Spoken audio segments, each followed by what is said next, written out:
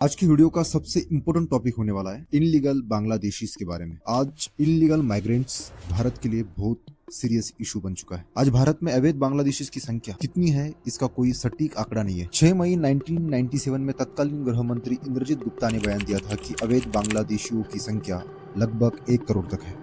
14 जुलाई 2004 तत्कालीन गृह राज्य मंत्री श्री प्रकाश जायसवाल का बयान आया था कि 1.20 करोड़ अवैध बांग्लादेशी भारत में हैं। उसके बाद 16 नवंबर 2016 तत्कालीन गृह राज्य मंत्री किरेन रिजिजू का बयान आया था भारत में अवैध बांग्लादेशी की संख्या लगभग 2 करोड़ तक हो सकती है। और करंट अभी ये इनलीगल बांग्लादेशी कितनी संख्या में भारत में है, इसका कोई सटीक आंकड़ा नहीं है, इससे भी ज्यादा हो सकता है। अब ये इनलीगल बांग्लादेशी अवैध घुसपैठ इतनी ज्यादा संख्या में भारत में कैसे आए? बात है 1971। जब 1971 में पाकिस्तान में ऑपरेशन सर्चलाइट द्वारा बांग्लादेशी लोगों पर अनगिनत अत्याचार किए, करोड़ों लोग भारत की शरण आए और 1971 में बांग्लादेश मुक्ति संग्राम में भारत ने स्वतंत्रता आंदोलन का समर्थन किया और बांग्लादेश के लोगों पर पाकिस्तान द्वारा जो अत्याचार हो रहे थे उसका विरोध किया और 1971 में पाकिस्तान के खिलाफ युद्ध की घोषणा कर दी। और इस युद्ध में भारत ने बांग्लादेश में पाकिस्तानी सेना के 93,000 सोल्जर्स को आत्मसमर्पण करने पर मजबूर कर दिया। और ये वर्ल्ड वॉर 2 के बाद अब तक का दुनिया का सबसे बड़ा सैन्य आत्मसमर्पण था, जिसका रिजल्ट ये था कि बांग्लादेश मुक्त हुआ और स्वतंत्र राष्ट्र बनने में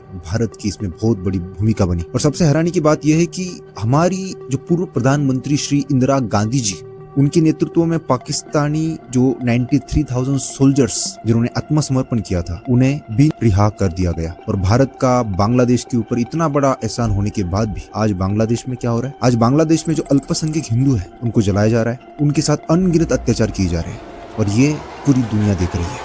भारत और बांग्लादेश के बीच की जो बॉर्डर है, जो सीमा है, वो लगभग 4096 किलोमीटर बड़ी है, जो किसी भी पड़ोसी देश के साथ साझा की जाने वाली सबसे लंबी भूमि सीमा है। और जो भारतीय राज्य जो बांग्लादेश के साथ बॉर्डर शेयरिंग करते हैं, तो उसमें आसाम जो 2063 किलोमीटर का बॉर्डर शेयर करता है, उसके बाद है मिजोरम जो 318 किलोमीटर का बॉर्डर शेयर करता है, मेघालय के साथ 443 किलोमीटर का बॉर्डर शेयर करता है, त्रिपुरा के साथ 856 किलोमीटर का बॉर्डर शेयर करता है। बांग्लादेश के साथ सबसे लंबा बॉर्डर शेयर करने वाला स्टेट वेस्ट बंगाल है जो 2216 किलोमीटर की बॉर्डर शेयर करता है। और इन सब राज्यों की सीमा से ये सब लोग इनलीगल तरीके से भारत में घुसपैठ करते हैं।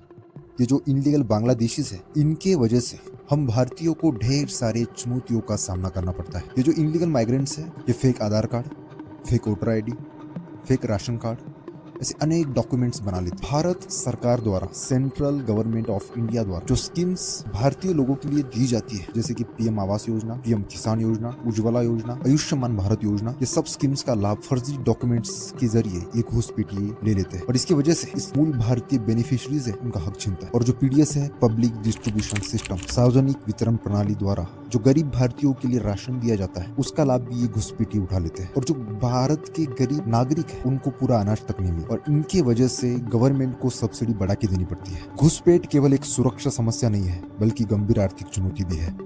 और सबसे ज्यादा नुकसान उन भारतीय नागरिकों को होता है जिनके लिए ये स्कीम्स यानी योजनाएं बनाई गई है।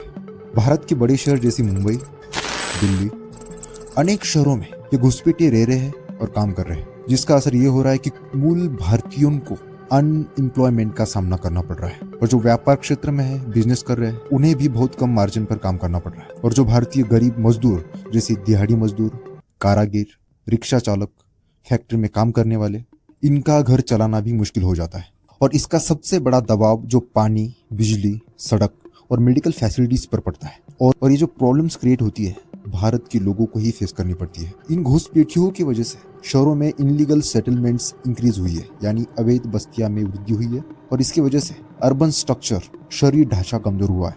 और इन इनलीगल माइग्रेंट्स की वजह से भारत पर भी बहुत बड़ा असर हुआ है। और ये इनलीगल बांग्लादेशी भारत के लिए बड़ा चिंता का विषय है, क्योंकि घुसपैठ सिर्फ और सिर्फ सामाजिक या आर्थिक समस्या ही नहीं है, ये देश की सुरक्षा से भी जुड़ा मामला है। जब कोई बहुत बड़ी संख्या में बिना किसी आइडेंटिटी और रिकॉर्ड के देश में रहता है, और वो भी इनलीगल तरीके से रहता है, उससे कई तरह की चुनौतियां पैदा होती है। इन अवैध घुसपैठियों के पास सही आइडेंटिटी प्रूफ नहीं होता और सही एड्रेस की जानकारी नहीं होती, सब फेक डॉक्यूमेंट्स इनके पास होते हैं। इससे ये जानना बहुत मुश्किल हो जाता है कि ये कौन है और किस मकसद से भारत में आए हैं। इन इनलीगल माइग्रेंट्स की वजह से भारत की आंतरिक सुरक्षा खतरे में पड़ जाती है।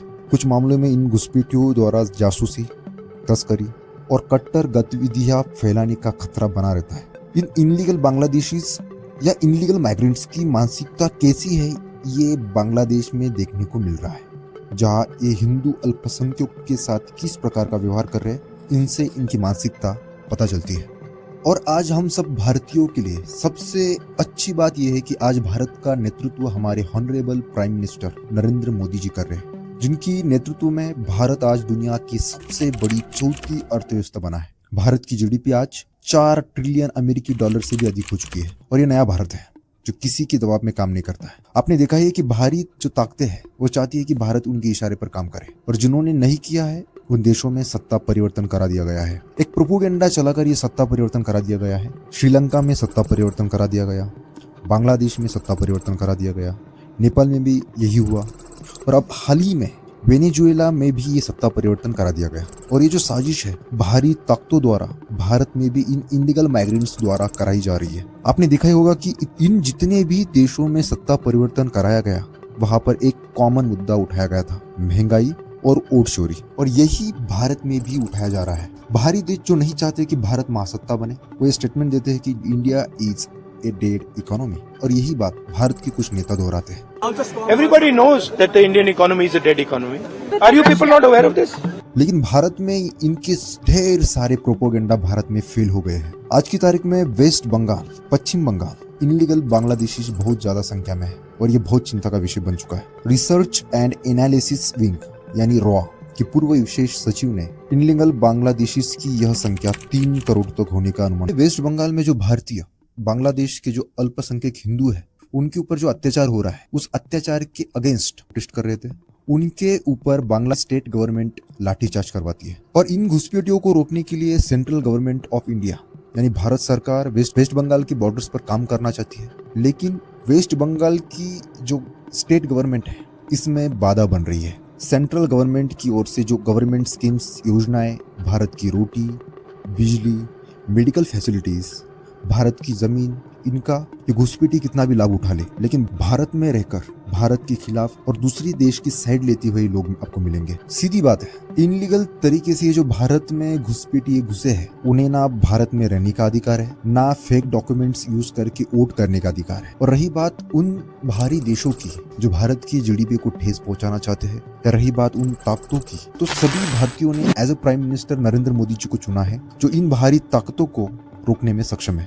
सरकार का रुख अब पूरी तरह से जीरो टॉलरेंस की ओर है, जहां एक और सीएए यानी नागरिकता संशोधन अधिनियम के जरिए उत्पीड़ित अल्पसंख्यकों को नागरिकता दी जा रही है, वही एनआरसी और 2025 के नए कानून के जरिए भारत सरकार अवैध घुसपैठ के रास्तों को पूरी तरह से बंद करने की कोशिश की जा रही है। और एक भारतीय होने के नाते अब वेस्ट बंगाल की जनता को यह तय करना है कि उन्हें ऐसी सरकार चाहिए जो इन इनलीगल माइग्रेंट्स को पनाह दे, वोट बैंक की राजनीति में इनका इस्तेमाल करे, या इनको ऐसी सरकार चाहिए जो इनलीगल माइग्रेंट्स के खिलाफ सख्त एक्शन ले और इन इनलीगल बांग्लादेशीज को भारत के बाहर करे।